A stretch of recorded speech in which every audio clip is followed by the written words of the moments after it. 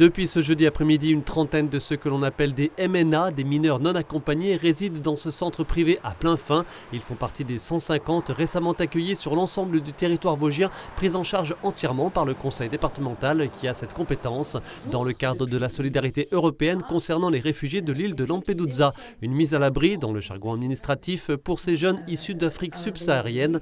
Ils devraient rester pour la plupart quelques semaines, le temps de l'évaluation. Il y a une clé de répartition en fonction, alors qui est calculée en fonction du nombre de jeunes de moins de 18 ans qui habitent dans le département. Et ça donne un pourcentage de MNA que chaque département doit prendre en charge. Jusqu'à présent, l'évaluation, elle pouvait durer 3 mois.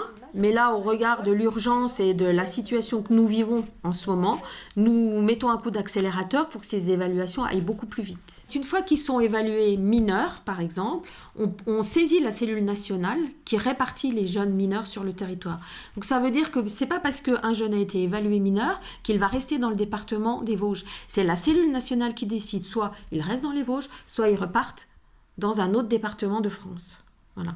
Et s'ils sont majeurs, bien sûr, ils sortent automatiquement du dispositif. Une arrivée à Plainfin qui a suscité l'inquiétude et même le rejet d'une partie de la population avec son lot de rumeurs souvent infondées, exactement comme à Montureux-sur-Saône en 2016 avec la venue à l'époque d'une cinquantaine de migrants, des Soudanais issus de la jungle de Calais. Et pourtant, au final... Les jeunes sont extrêmement bien intégrés.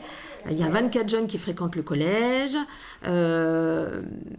Je sais que certains jeunes font partie de l'équipe de foot et c'est un atout pour cette équipe de foot. Je sais que les associations locales sont également ravies, notamment une association de théâtre qui a quelques jeunes qui font partie de la troupe.